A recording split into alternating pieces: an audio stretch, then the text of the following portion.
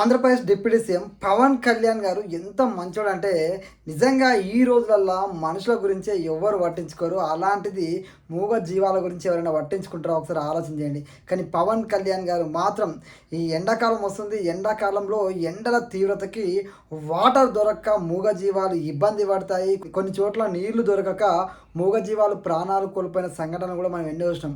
ఇవన్నీ గమనించినటువంటి పవన్ కళ్యాణ్ గారు ఆంధ్రప్రదేశ్ రాష్ట్ర వ్యాప్తంగా దాదాపుగా పోయిన సంవత్సరం 15,000 నీటి తొట్టులను అయితే ఆయన రాష్ట్ర వ్యాప్తంగా నిర్మించడం జరిగింది. పంచాయతీరాజ్ శాఖ ఆధ్వర్యంలో ఆయన ఆంధ్రప్రదేశ్ రాష్ట్ర వ్యాప్తంగా దాదాపుగా 15,000 నీటి తొట్టెలను నిర్మించడం జరిగింది.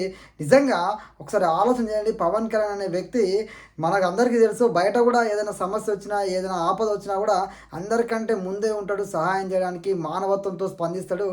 రాజకీయాలకు అతీతంగా పవన్ కళ్యాణ్ గారు సేవా గుణంలో ఎంత మంది ఉంటారో మన అందరికీ తెలుసు. ఎందుకంటే గతంలో ఆంధ్రప్రదేశ్లో ఆత్మహత్య చేసుకున్నటువంటి కౌలు రైతుల కుటుంబాన్ని కూడా పవన్ కళ్యాణ్ గారు ఆదుకోవడం జరిగింది. మన అందరికీ తెలుసు. దాదాపు 3,000 కుటుంబాలకి, అంటే కుటుంబానికి ₹1,00,000 చొప్పున కౌలు రైతులకు సహాయం అందించినటువంటి గొప్ప వ్యక్తిత్వం పవన్ కళ్యాణ్ గారి సొంతం. ఎందుకంటే పవన్ కళ్యాణ్ గారికి తెలుసు. ఎందుకంటే రైతులు పడుతున్న కష్టాలు, ఒకవేళ కౌలు రైతులు అప్పులతోటి చనిపోతే వాళ్ళ బాధలు ఎట్లా ఉంటాయి, వాళ్ళ కుటుంబం ఏ విధంగా రోడ్న పడుతుంది అనేది కూడా పవన్ కళ్యాణ్ గారు గ్రహించి ఆ రోజున కౌలు రైతులకు సహాయం చేసిండు. నేను అదేవిధంగా ఎండాకాలము పశువులకి నీరు దొరక్క అలమటిస్తుంటాయి, పశువులు చాలా ఇబ్బంది పడతాయని చెప్పేసి ఎక్కడికక్కడ ఆంధ్రప్రదేశ్ రాష్ట్ర వ్యాప్తంగా దాదాపు 15,000 నీటి తొట్టులను ఏర్పాటు చేసి వాటి దాహార్తిని తీస్తుంటూ పవన్ కళ్యాణ్ గారు.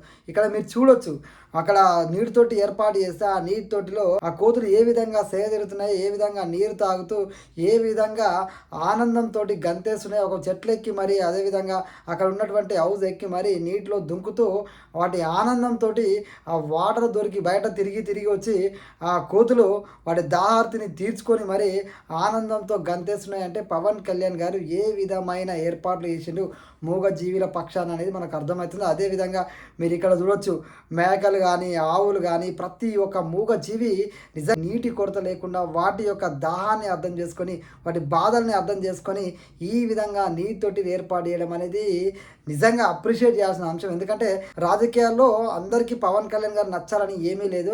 కానీ ఒక్కొక్కరికి ఒక్కొక్క పార్టీ నచ్చుతుంటుంది, ఒక్కొక్కరికి ఒక నాయకుడు నచ్చుతుంటాడు. కానీ ఇలాంటి పనులు చేసినప్పుడు మన అందరం అప్రిషియేట్ చేయాలి. రాజకీయాలకు అతీతంగా, పార్టీలకు అతీతంగా, మనం అభిమానించే వ్యక్తులకు అతీతంగా ఒక మంచి పని చేస్తే ఆ మంచి పనిని మనం అందరం అప్రిషియేట్ చేయాలి. ఎందుకంటే ఈ రోజుల్లో మనిషికి కష్టం వస్తేనే ఎవడు పట్టించుకోడు. అలాంటిది మూగజీవులకి ఈ ఎండాకాలం వస్తుందని ముందుగానే గ్రహించి వాడి దాహార్తిని తీర్చడం అనేది ఎంత గొప్ప విషయం అనేది మనందరం ఆలోచన చేయాలి. ఎందుకంటే మూగజీవుల కష్టాన్ని తెలిసిన వాడికి, మానవత్వం ఉన్న వ్యక్తులకు మాత్రమే మూగజీవుల కష్టాల గురించి తెలుస్తుంది. పవన్ కళ్యాణ్ గారు మానవత్వంతో అందరికీ సహాయం చేస్తుంటాడు. ఆ సహాయం ఈరోజు తెలుసు కాబట్టి మూగజీవుల బాధను కూడా ఆయన అర్థం చేసుకున్నాడు. ఎండాకాలం వచ్చిందంటే చాలు చాలామంది పోటీ పడి మరి చలివేంద్రాలు పెడతారు. మన అందరికీ దాహం తీరుతుంది. ఎక్కడికి వెళ్ళినా మనకు చలివేంద్రాల్లో వాటర్ దొరుకుతుంటాయి. నిజంగా చాలామంది ప్రజలకు దాహం తీరుతుంది. కానీ మూగజీవుల పరిస్థితి ఏంటి, మూగజీవాలకు ఏ విధంగా వాటి దాహం తీరాలి అనేది ఆలోచన చేయాలి మనం కూడా. ఎందుకంటే పవన్ కళ్యాణ్ గారు తలపెట్టినటువంటి ఈ యొక్క యజ్ఞం ఏదైతే ఉందో మూగజీవులకు నీటి తొట్టెలను ఏర్పాటు చేసి వాటి దాహాన్ని తీర్చే విధంగా, వాటి యొక్క దప్పికను తీర్చే విధంగా ఆయన చేసిన ఈ చిరు ప్రయత్నం ఏదైతే ఉందో మనందరం అప్రిషియేట్ చేయాలి. దాదాపుగా 60 కోట్ల రూపాయలు వెచ్చించి 15,000 నీటి తొట్టెలను నిర్మించడం అనేది అంత ఈజీ ముచ్చటైతే కాదు. నిజంగా పవన్ కళ్యాణ్ గారిని ఈ విషయంలో ప్రతి ఒక్కరు అభినందించాలి. మనం కూడా ఎక్కడికక్కడ ఏదైనా మూగజీవులు ఇబ్బంది పడుతుంటే వాటికి దాహాన్ని తీర్చే ప్రయత్నం, మనం నీటి తొట్టెలు ₹1,000 పెట్టి నిర్మించే స్తోమత లేకపోవచ్చు, ఆ విధంగా చేసే అది మన దగ్గర ఉండకపోవచ్చు. కానీ మన వంతుగా ఏదైనా అవుతుందా మూగజీవుల బాధల్ని, మూగజీవుల నీటి కష్టాన్ని తీర్చడానికి మన వంతుగా ఏమన్నా అయిద్దా అనేది మనం చేయడానికి పవన్ కళ్యాణ్ గారు ఒక ఇన్స్పిరేషన్గా నిలుస్తున్నారు. ఇలాంటివి చూసినప్పుడు మనం నేర్చుకోవాల్సింది చాలా ఉంటుంది. ఖచ్చితంగా మనం కూడా నేర్చుకునే అంశాల్లో పవన్ కళ్యాణ్ గారి మూగ జీవాల దాహార్తిని తీర్చడం ఏదైతుందో అది ప్రతి ఒక్కరం నేర్చుకోవాలి. నిజంగా పవన్ కళ్యాణ్ గారి గొప్ప మనసు సామాన్యులకు సహాయం చేయడంలోనే కాదు, మూగ జీవుల పట్ల కూడా ఆయన సహాయం చేయగలుగుతారని మరొకసారి నిరూపించారు. ఎందుకంటే ఆయనకు కూడా ఖాళీ సమయం దొరికితే మన అందరికీ తెలుసు చేస్తూ ఆయన కూడా తన పశువులతోటి అదేవిధంగా తన ఫామ్ హౌస్లో ఉన్న గోమాతలతోటి ఆయన ఏ విధంగా సేద చేస్తాడు, ఏ విధంగా వాటి పట్ల ఆయనకి ఇష్టం ఉంటుంది. ఆయన కూడా ఎప్పుడు సినిమాలకు రాకపోతే నేను కూడా పొలం పనులు చేసుకుంటూ చిన్నగా వ్యవసాయ పనుల మీద నిమగ్నం అయ్యేవాడిని, నాకు వ్యవసాయం అంటే ఇష్టం అని చెప్పి చాలాసార్లు చెప్పిండు. మనం కూడా చాలా సందర్భాల్లో పవన్ కళ్యాణ్ గారు ఖాళీ టైం దొరికితే చాలు ఆయన ఫామ్ హౌస్లో కానీ అదేవిధంగా మూగజీవులతో కానీ ఆయన గడుపుతూ ఉంటాడు. మన అందరికీ తెలిసిన విషయమే. ఆయనకు పశువుల పట్ల కానీ మూగజీవుల పట్ల కానీ ఉన్న ప్రేమ, అదేవిధంగా సామాన్యులకు ఆయన చేస్తున్న సహాయం, సామాన్యుల పట్ల ఆయన చేసిన సహాయాలు, ఆయనకున్న మానవత్వం మనందరికీ తెలిసిందే. సో ఇట్లాంటి నాయకుడిని గెలిపించుకున్నటువంటి నిజంగా ఆంధ్రప్రదేశ్ ప్రజలైతే అదృష్టవంతులు. ఎందుకంటే గ్రామ పంచాయతీ ద్వారా గతంలో ఎప్పుడో చేయొచ్చు, కానీ ఈ మధ్యకాలంలో ఏ రాజకీయ నాయకుడు మూగజీవుల దార్తి గురించి ముందుగానే ఆలోచించి ఈ విధమైన చర్యలు అయితే తీసుకోలేదు. నిజంగా ఈ విధంగా ఎవరైనా చర్యలు తీసుకుంటే ముందుగా వాళ్ళకు కూడా మనం సెల్యూట్ చేయాలి.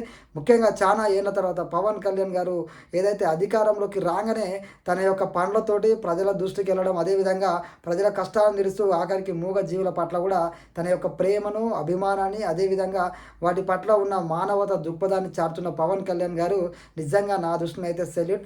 నిజంగా ఆంధ్రప్రదేశ్ ప్రజలు పవన్ కళ్యాణ్ గారిని గెలిపించి చాలా గొప్ప పని చేశారు. నిజంగా ఆంధ్రప్రదేశ్ ప్రజలకి పవన్ కళ్యాణ్ గారు చేరువవుతున్న విధానం, పవన్ కళ్యాణ్ గారు లాంటి నాయకుడు వస్తే అవినీతికి తావుండాలని ముందుగానే తెలుసు. ఆయన అవినీతి లేకుండా తన శాఖలు ఏవైతే ఉన్నాయో ఆ శాఖల్లో నెంబర్ 1గా పరిపాలన చేస్తూ నిజంగా చెప్పంటే దేశవ్యాప్తంగా గ్రామ పంచాయతీలలో ఆంధ్రప్రదేశ్ ఎక్కడో 24వ స్థానంలో ఆంధ్రప్రదేశ్ని నెంబర్ 1 స్థానంలో నిలబెట్టి పవన్ కళ్యాణ్ గారి శాఖలకి ఆయన చేస్తున్న పనులు, తెచ్చిపెడుతున్న అవార్డులే ఒక సమాధానంగానైతే నిలుస్తున్నాయి. నిజంగా పవన్ కళ్యాణ్ లాంటి వ్యక్తి ఆంధ్రప్రదేశ్ పంచాయతీరాజ్ శాఖ వచ్చి ఆంధ్రప్రదేశ్ని పంచాయతీరాజ్ శాఖలో నెంబర్ 1గా నిలబెట్టడం అనేది నిజంగా ఆయన పరిపాలన విధానానికి, ఆయన ఆలోచన విధానానికి, ఆయన అభివృద్ధి చేస్తున్న విధానానికి ఒక గొప్ప ఉదాహరణగా నిలుస్తాయి. నిజంగా ఇప్పటిదాకా ఏ రాజకీయ నాయకుడు జస్ట్ కొత్తగా ఎన్నికైండు 2.5 సంవత్సరాలనే ఈ విధమైన ట్రాక్ రికార్డ్ని దేశవ్యాప్తంగా నెంబర్ 1 స్థానంలో నిలబెట్టే ఈ యొక్క రికార్డ్ని అయితే ఇప్పటిదాకా ఏ రాజకీయ నాయకుడు సాధించలేదు.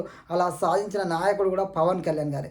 సో పవన్ కళ్యాణ్ గారు సమాజ శ్రేయస్సు కోసం, అదేవిధంగా ఇటు మూగజీవుల పట్ల తన యొక్క మానవత్వాన్ని చాటు రాజకీయ పరంగా, అదేవిధంగా అవార్డుల పరంగా, అదేవిధంగా పరిపాలన పరంగా ఎప్పుడూ నెంబర్ 1గానే నిలుస్తున్నాడు.